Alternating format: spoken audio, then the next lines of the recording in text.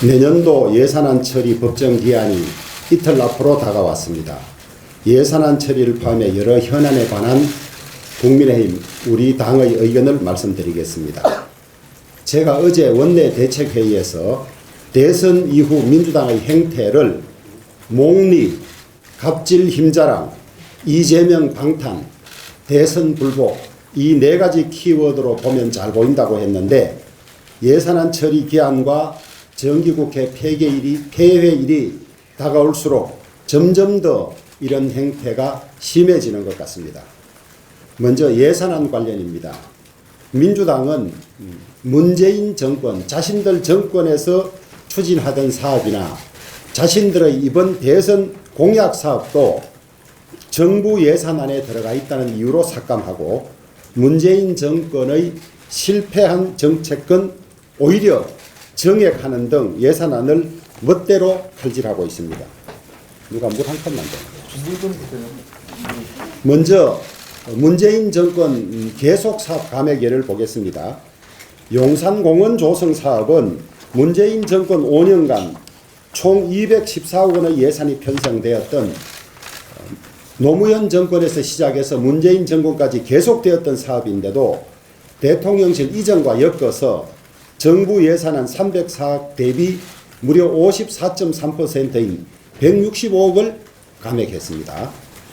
대통령 비서실 및 국가안보실 인건비는 올해 본 예산과 동일하게 책정을 했지만은 5%인 21억 원을 감액했습니다. 대통령실이 이전되고 자리를 잡았습니다. 다시 청와대로 돌아가는 것은 말도 되지 않습니다.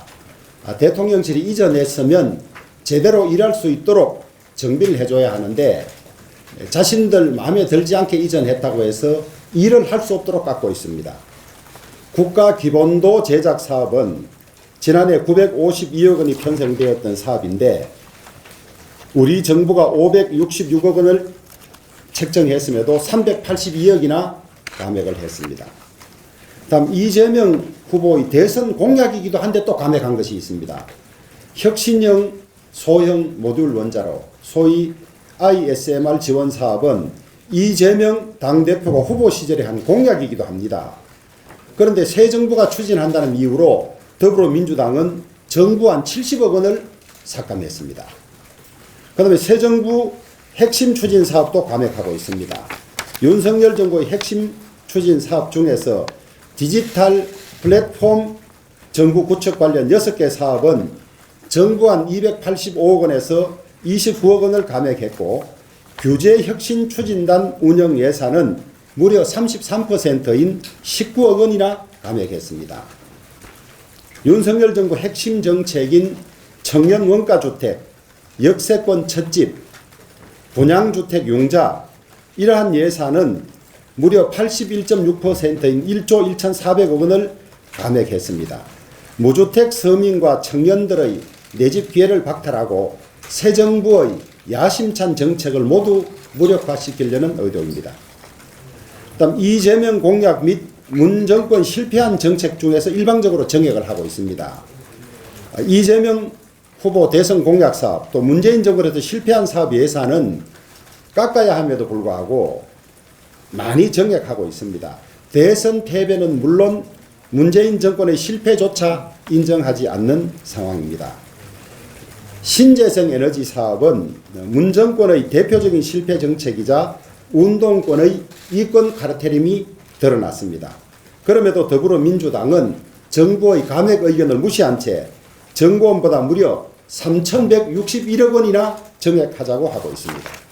또한 지난 정부에서 실패로 드러난 공공임대주택 관련 예산 6조 5천억 원이나 정액했고 모태펀드 관련 예산도 7,665억 원 정액하고 있습니다. 자신들이 집권하던 시절에도 제대로 하지 않던 것을 이렇게 요구하고 있습니다. 대내외적인 복합위기로 우리 경제가 많은 스트레스를 받고 어려운 상황입니다. 예산이 제때 통과되지 못한다면 더 큰 위기를 불러올지도 모릅니다. 더불어민주당은 의원 숫자를 앞세워서 힘자랑하지 말고 제발 예산안이 법정 기한 안에 그리고 정권이 교체된 국민의 뜻에 따라서 통과될 수 있도록 협조해 주기를 부탁합니다. 다음 노조 파업 관련입니다. 어제 윤석열 대통령께서 화물 운송 거부자에 대한 업무 개시 명령을 발동했지만은 화물연대는 불법적 운송 거부를 계속하고 있습니다. 벌써 전국 21개 주유소에서 기름이 동이 났고 철강, 석유화학, 시멘트 등 산업 곳곳에서 1조 원 이상의 피해가 발생한 것으로 추정됩니다. 신차 출고가 제때 이루어지지 않아서 소비자가 직접 공장을 찾아가는 일도 일어나고 있습니다. 뿐만 아니라 서울시 지하철, 철도노조 등도 총파업을 예고하고 있습니다. 경제 피해는 물론이고 일반 국민들의 삶에 커다란 불평과 혼란을 초래할 것이 분명합니다. 열악한 근로 환경을 개선하기 위해서는 노사정이 언제라도 대화하고 소통할 수 있어야 합니다. 하지만 지금 총파업의 목적은 정권 출범 초기에 공권력을 하려 하는 등 매우 정치적 의도로 파악됩니다. 파업 현장에 정권 퇴진 피켓이 등장하고 과격한 구호가 난무하고 있습니다. 파업에 동참하지 않는다고 비노조원 차량에 쇠구슬, 라이터를 투척하는 불법적이고 폭력적인 행태도 벌어지고 있습니다. 제1야당은 이러한 국민들의 불편은 아랑곳 없이 불법 파업마저 정권 퇴진 운동에 이용하는 모양새를 취하고 있습니다. 노조의 특권을 지키기 위해 다수의 국민이 피해를 보는 일이 있어서는 아니 됩니다. 정부는 불법에 결코 물러서지 말고 법과 원칙에 따라서 단호하게 대응하기 바랍니다. 다음은 이상민 행안부 장관 해임 건의안 관련입니다. 더불어민주당이 국정조사 합의 이틀 만에 이상민 행정안전부 장관 해임 건의안을 제출한 것은 어렵게 복원한 정치를 없애는 일이나 마찬가지입니다. 이미 국정조사 대상에 행안부 장관이 포함되어 있으며 국정조사 결과에 따라서 책임이 있다면 책임을 묻겠다고 했습니다. 그런데 국정조사가 시작되기도 전에 미리 파면하라고 요구한다면 국정조사를 할 이유가 없다 할 것입니다. 무엇보다 우리 국회는 극한 정쟁에 빠져들지 않아야 합니다. 민주주의는 자제와 관용으로 성공할 수 있다고 합니다. 어렵게 놓은 협치의 다리를 민주당이 먼저 깨어서는 안 될 것입니다. 더불어민주당의 자제를 거듭 촉구합니다. 다음은 민주당의 자유시장 경제 및 공정언론 파괴 관련해서 말씀드리겠습니다. 먼저 사회적 경제 3법입니다. 더불어민주당은 사회적 경제 3법을 국회에 상정하지 않으면 내년 예산 세법 개정안을 심사하지 않겠다고 엄포를 놓고 있습니다.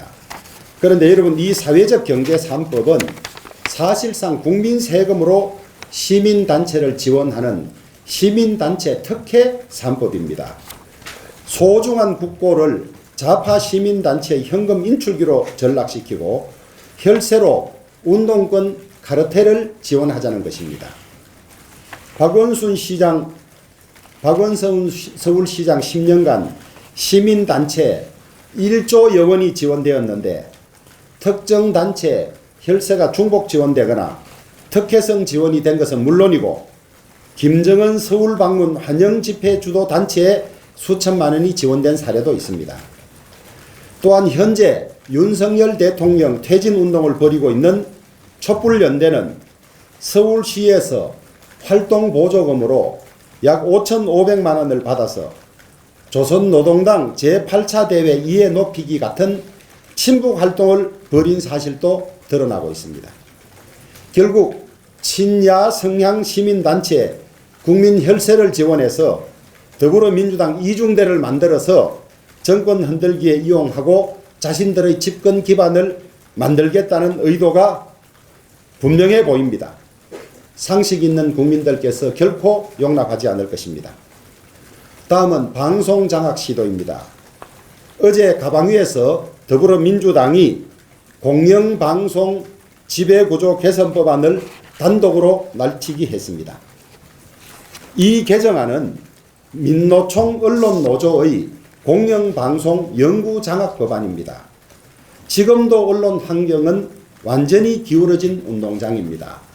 지난 문재인 정권 5년 동안 공영방송을 완전히 자신들의 사람으로 채워서 공정은 온데간데 없고 계속적으로 편파방송을 하고 있는 실정입니다. 그런데 이 개정안이 시행되면 방송 전체가 야권의 나팔수가 될지 모릅니다. 모든 방송의 MBC화, 김어준 뉴스공장화가 실현되는 것입니다.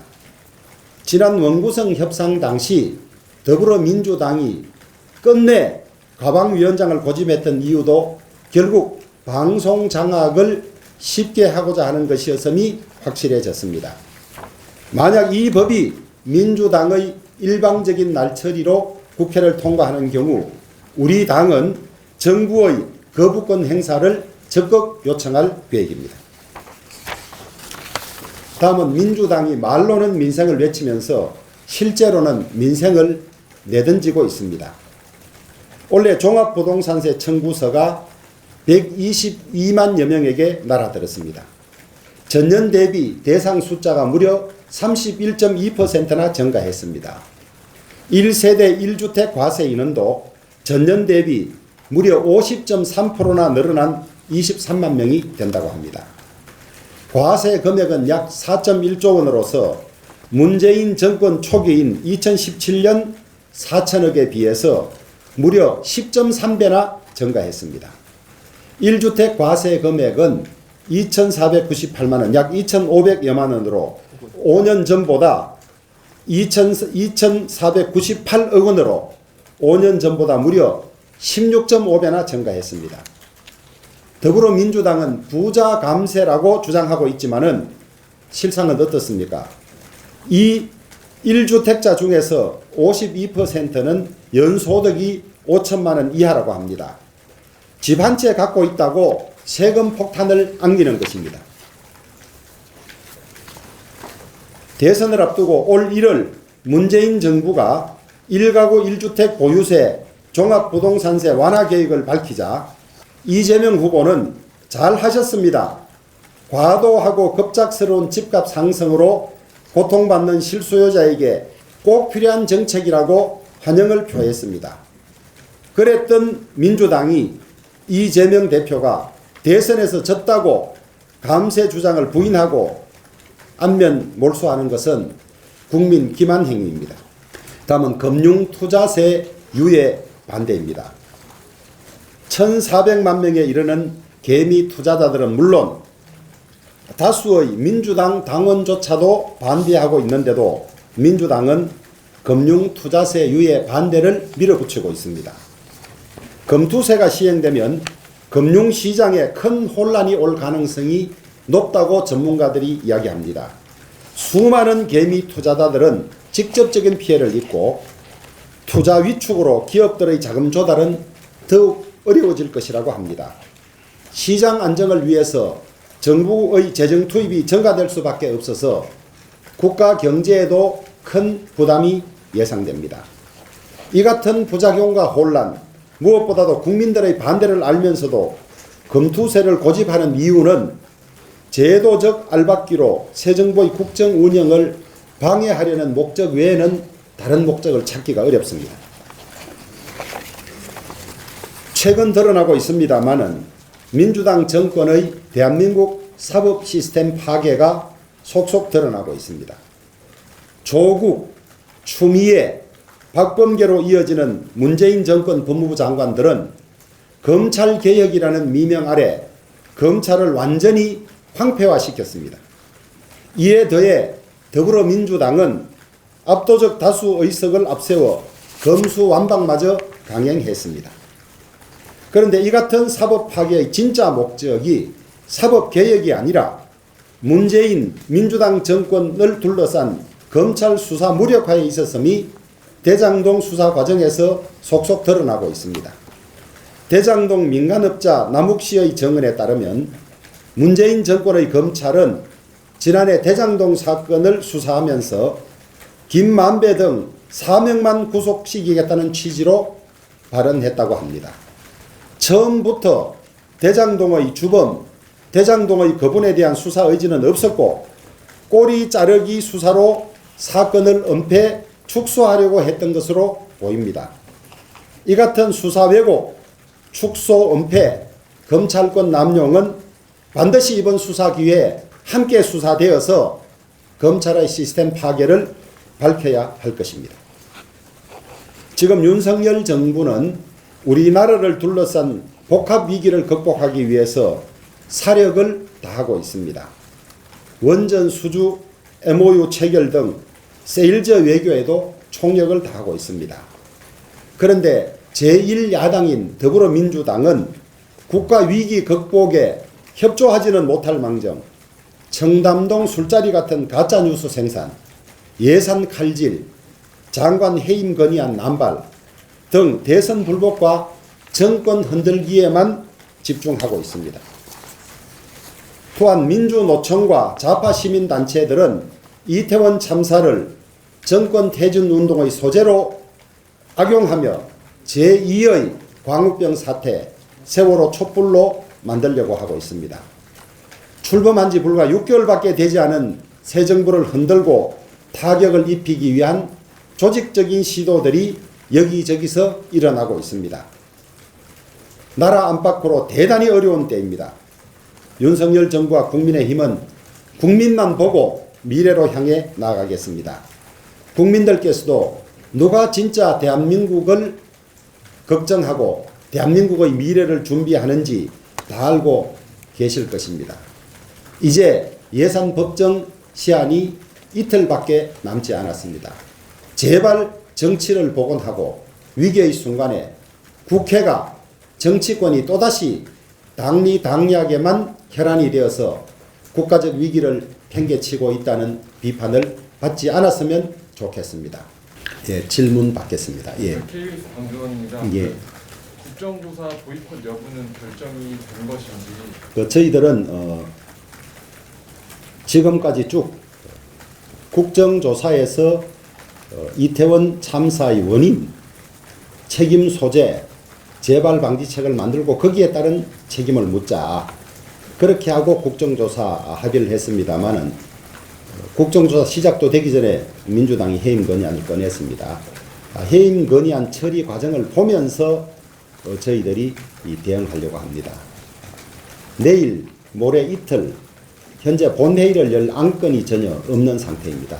그래서 국회의장께 본회의를 열어서는 안 된다는 뜻을 전달을 했고 해임 건의안 진행 과정을 보면서 국정조사를 어떻게 할지를 결정하도록 하겠습니다. 예. TBS 김광일입니다.